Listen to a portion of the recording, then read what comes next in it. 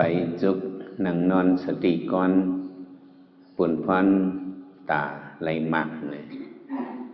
อันเหตุการณ์ วิปัสสนากลาเนี่ย อริยปทะอริยบุตรมีอยู่สี่เปิงไปจุกเห็นนั่งเห็นนอนเห็นสี่อันนี้แต่แล้วสติก่อนจอม ตั้งสี่อันว่าของเอาเห็นเข้ากันตราเนี่ยย้อนในจังหวะไปจุกนั่งนอนสติก่อนปุ่นพรตาไหลมักเนี่ยบอกว่าเขามาเห็นกันตราเนี่ย เขานั่งเอาเขาปดตลากว่าเนี่ยปดตลาเสตาเปิงลงมันอย่าไปปดสตินั่นนะเพราะเขานั่งเอาก็เขาจุกกว่าเมื่อจุกนั่นก็สติลงเขาจุกเขายางไปกว่าเนี่ยก็จะเขาขึ้นจับจอม อย่างผาดินเท่านั้นอย่างคนขวาก็อย่างคนขวาอย่างคนซ้ายอย่างคนซ้ายสติอ่อนผู้จอมนั่นเขากับเพียวที่พาเขากันนอนเนี่ยก็เขานอนก็สติเขาขึ้นลมเขาลมออกเขาอันนี้เป็นปองว่าเขาปดตะลาก็เขาปดสติเขาอันนี้มันติดกับตามกันกว่าอันนี้เหตุเห สติเขาเฮียงเยอะเหตุเหสมาธิเขาก็ได้ดีมาอย่างนั้นแหละไปจุกนั่งนอนสติก่อนปุ่นพรตาไหลมากแต่ได้ไหลมักผูนิพพานนั้นสตินี้เป็นเปิงลงมันอย่างนั้นแหละอันเหตุการณ์ตราในก็สติปัฏฐานเอาสตินี้เป็นเปิงลงมันในเหตุกว่า เอินมันนั่งเหตุการณ์ตราเหมือนนั้น แล้วก็อริยบุตรสี่อันในเนี่ยอันนั่งเอาตราในกำนำก้นอันเหตุการณ์กรรมฐานเนาะกรรมฐานเนี่ยบอกว่ากรรมฐานน่ะองตีเหตุการณ์ลอกไล่เหตุการณ์ในบอกว่านี่ก้นอันเหตุกรรมฐานนี้กำนำก็ห้ามไล่เสืออันนั่งเอาเฮียงเลยอันนั่งเอานี่ มันสำเข้มแหลบลาเนี่ยนั่นก็ไปเอาซุกเอานั่งเอานอนเอาสีอันนั่นเนี่ยเขามาทัดด้วยอีกหนึ่ง เพราะว่าเขานอนเอาเนี่ยตูขันเท้าอันตั้งปอดมีหนึ่งศอกอันตั้งยาวมีหนึ่งวาเนี่ยว่าเขานอนเอาเนี่ยภาษามันเนี่ยนำอันที่เติมมันเนี่ยเนาะหลังตัวเขาเนี่ยมันตีที่เตือเดียวก็หัวเขากล่องกอเขาหลังเขา กลุ่มเขาต้องขาเขาหมักเกาเขาส่วนตีนเขาจะมันที่เตือเสือที่พักลองภาษามันนำภาษามันนำไอ้ก็ ตัวเขาก็มันเพราะอะไรก้อนเฮียงเลยตั้มใจว่างกว่าเนี่ยวิริยะมันก็อีกว่าก็ในเลยบนนอนเนี่ยมัตตลาเนี่ยกำนำในมันรับกว่าง่ายๆนี่ก็เปิงหนึ่งภาษาพิเศษเวทนาพอมีลอง ภาษาลองที่เติร์นำเนี่ยก็เวทนามันก็จังเป็นนำนอนเอาเนี่ยถามว่า มันเดเจ็บผ่านซึ่งกับมันมีภาษามีลองที่เติร์นเวทนามันก็เตียวตัวเขาปลอดภัยหลังในดังหมดมันก็จังเป็นมาเวทนาย้อนนั่นแหละเขานอนกลางคืนเขาเลยพื้นเป็นเลยกะกำนำเด้ปนนอนเอาเนี่ยบอกว่าวิริยะนี้เป็นสั้นหมายสี่อันนั่งเอาเนี่ยจำรู้เนี่ยนั่งเอาเนี่ยวิริยะเป็นสั้นหมายสามลองที่เตอร์เนี่ยมันจะมีกระไรเนี่ยมีเอาปอดตีนเขาปอดขาเขาปอดกลุ่มเขาจะไหนเนี่ยเนื่องจากตัวขันธาเขาสามปุ่นเนี่ยมันที่เตอร์หนึ่งปุ่นเนี่ยอันนี้เขาเลยจังเฮียงตัวเอาไว้เนี่ยก็มันเคยจำหนึ่งครึ่งเลยเขาเลยมีวิริยะเขาคัดใจหรือเสียนเขานอนนั่นจังหวะนั่งเขาเนี่ยเจ้าตลาเขาเจ้าฟุรีเขาก็บอกเอาอันนั่งเนี่ยเหตุเป็นเปิงลงมันอยู่ไรหึงคำไรหึง ก็ไม่อันจุกเอาสัมเป็นอยู่หลาเนี่ยอันจุกเอาในลองภาษาลองที่เตอร์มันไหนนั่นก็ห้าปุ่นนั่น มันมีสองปุ่นผ่าที่เนาสองผ่ากันน่ะจุกไงก็สั่งไว้ตัววัดเหนือในมันที่เตอร์ครับมีอันที่เตอร์ในมิติผ่าทินก็ภาษาพิเศษเวทนาในเวทนาก็ที่มาที่ผ่าทินก็ในไรสติอย่างสติมันเป็นหมายสามลองจุกเอาในสติเนี่ยเป็นหมายสามจุกเอาผ่าทินเอาสองผ่าเมียวหนึ่งคือเป็นหนึ่งจอมหมดในเลยจุกเอาอันในสติในเลยว่าเยอะเพื่อในอันจุกเอาในวิริยะแห่งเยอะหมายสามการที่เงานอนเงารับก็มันมีให้เป็นวิริยะหมายสามอันไปเอาสำลาอันไปเอานั่นก็เพราะสุขก็มันสร้างไปนะอันสุขนั่นเป็นผ่าตินสองผ่าให้สุขไว้อันไปซ้ำไปห่างหลาอันไปซ้ำเป็นผ่าตินคอนเหลวก็เหตุการณ์พอขอนหนึ่งตั้มขอนหนึ่งสามยุก็ขอนหนึ่งตั้มขอนหนึ่งสามยุก็ไหนภาษาลองที่เตือนเนี่ยมีผ่าตินคอนเหลวก็ลายกันลายขึ้นอันนี้อันซุกอันไปเอาในทำวิริยะมันเนี่ยเป็นหมายหนึ่งเอาอันไปเอาในวิริยะเนี่ยเป็นหมายหนึ่งแหละก้นอันตั้งคัดใจอย่างนี้ เอาวิริยะคิดเป็นหมายหนึ่งเนี่ยไปเอาแต่ที่ใครรับใครนอนผมมีก็ไปเอาเนี่ยอันซุกเอานั่นเป็นอันไปเอาในวิริยะเป็นหมายหนึ่งอันซุกเอาในวิริยะเป็นหมายสองอันนั่งเอาในวิริยะมันเป็นหมายสามอันนอนเอาในวิริยะมันเป็นหมายสี่เอาถูกต้องไว้เอามานั่งเอาตาลาในเด วิริยะมันเป็นฐานหมายสามเอาในป้มมีสติก็มันของเงารับเงานอนง่ายลายอันนั่งมีสองลายหนังไขว่กดลายหนึ่งนั่งคุบเข่าลายหนึ่งเนี่ยมีสองลายในเฮาโยกิเขาสู่อันละมืดอันละเจือกอันละในก่อนนั่งไรอยู่เฮาเป็นคนยิงลงมานั่งไข่กดไผ่น้ำพระราเนี่ยมันดีโยเนี่ยมันจะนั่งไรคนใจ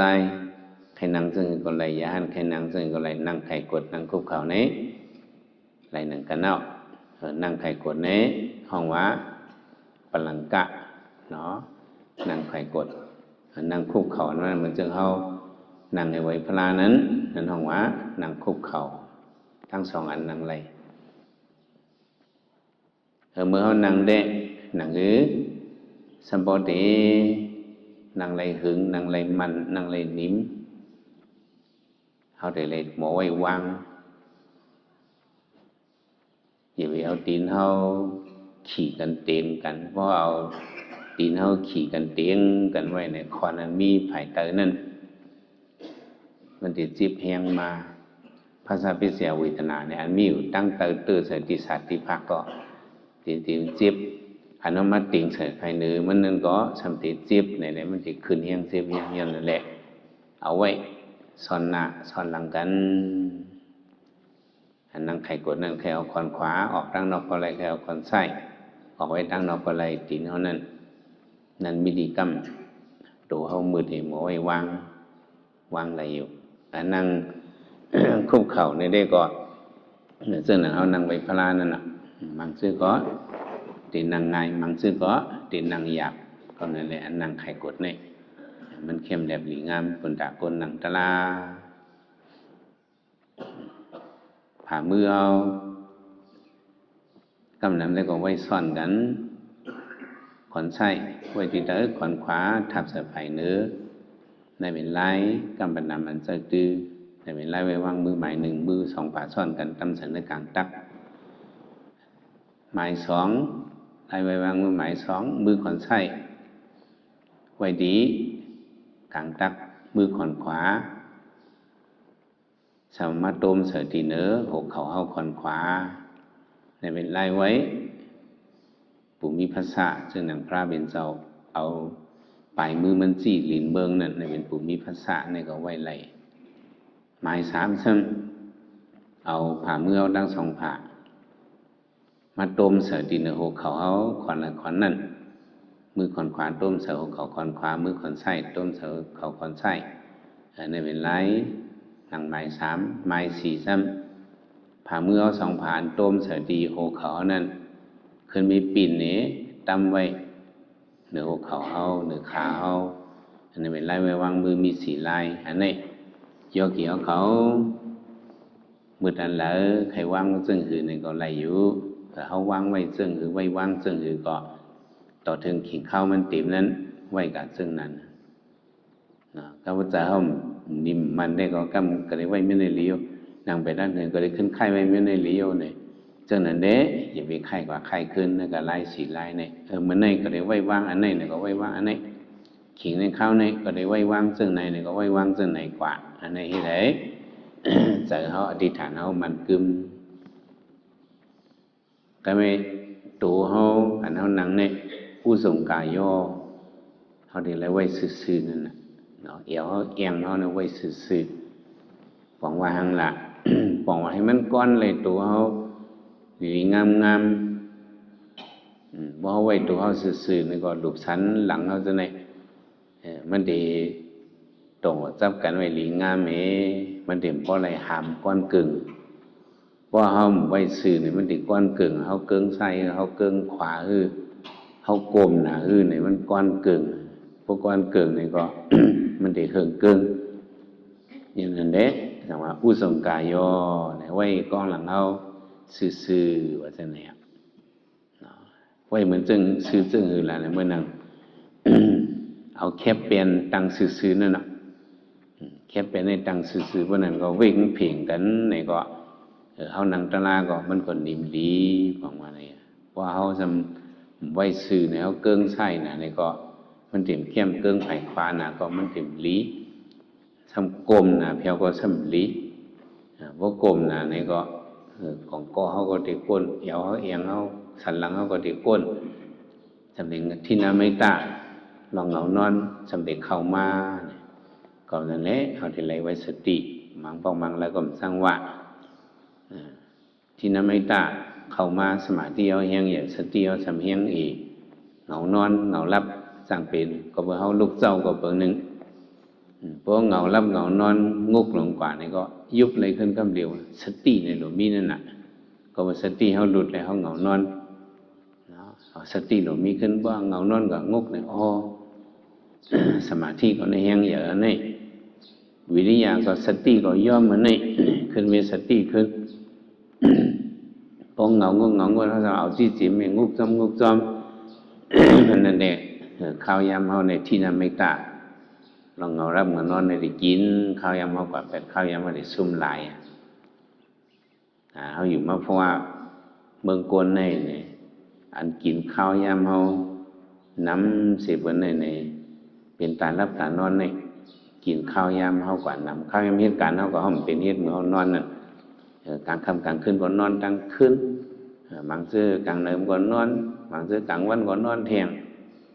มาเหตุการณ์ราก็ดึงมาเหงานอนเนี่ยที่อเมริกาเนี่ยใส่สุ่มกุมงึบตันเนี่ยกินข้าวยำเขากว่าข้าวยำเหตุการณ์ออกบนเราเท่านี้มันไม่ขิมเมากว่าไปเลยมันว่าขึ้นนั่งเดือปลังมาโหเจอเขาในเดือที่อเมริกาเนี่ยง่ายๆเจอโลภะเขาเป็นมันว่าเป็นหึงโตซาเป็นว่าเป็นหึงกรรมโตซาเปียอันเป็นคือไงวันนี้เป็นที่น้ำไม่ตาในดังขึ้นมันขึ้นเอาพลังเนื้อหมูเจ้าเนี่ยมันง่ายๆเอามานอนเนี่ยก็มันที่น้ำไม่ตาในขึ้นเฮ็ดพลังอยู่มันเนื้อพลังมาโหเจ้าเนี่ยมันเฮ็ดจะออกคำว่านอนเนี่ยก็นอนเลยดิมานั่งการตราก็มันดึกมาหิมตีนนั่งอยู่ในหิมปันหิมถีบโต๊ะเป็ดเอาสติถีบเป็ดที่น้ำไม่ตามาเอาเหงางูกับงึกหนึ่งคำก็สติดูนั่นเนี่ยที่น้ำไม่ตาลองเหงาน้ำเหงานอนเนี่ยที่มาหิมปลังตะลาเขาเนี่ยเขาหลุดเป็นเจตะลาหลุดเป็นเจสติเป็นเจวิริยะเขาหลุดขึ้นตึกมันเป็ดเพราะมันตึกมันให้ก็เขาทำลืมตัวลืมคิงมันก็ขึ้นนั่งหึงเป็ดละแต่วางนั่งตะลาก็เหงาลุกเหงานอนเหงาลับเหงานอนปั่นข้าวยำซุ่มเสียงก่อนดีสิไล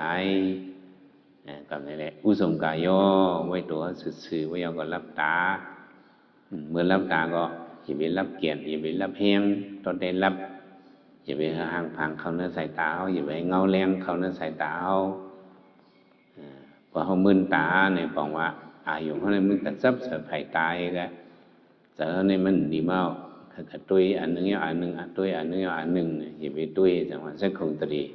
เขาก็กุมทิ้งอิงตรีตาเขากุมทิ้งอิงตรีหูเขาหูเขาก็มันก็ถ่อมสังเอามันก็ถ่อมเปิ้นตันมันก็ถ่อมเปิ้นรัดมันก็ถ่อมเพ่งกว่าถ่อมความเอาตลาเสยก็ยาวคู่หนังเขาก็มันก็รวมมันคงมันห้วยซุปเขาก็มันก็กินก็เยี่ยมก็เลี่ยมสังเอาอึดไปแล้วรับหูรับตารับซุปรับปากความไตหวานซุปเขาก็อึดไปเลยเลยอึดกำเพาะมันหนังตลาอมผู้ก็เฮ็ดอันนั้นถ่วมเบ็ดเลยอมอายุมันเลยตัดเป็นนั่นน่ะอายุตาอายุหูอายุที่คุณหนังก็เอาลมออกแล้วมันก็สุดอันหอมมันห้วยเอาลมสติลมเข้าลมออกคุณโซ่พ่อเนี่ยก็อึดไว้คำว่าอึดไว้สมาซบเนี่ยมันได้กินทางเอวเนี่ยคำพองว่าน้ำลายก็มันได้อื่นอยู่เนี่ยก็สมว่ามันเจอน้ำลายอื่นอะไรเนาะมันก็ในน้ำลายปูเนี่ยมันฮัดอื่นอะไรอยู่ไปหังของ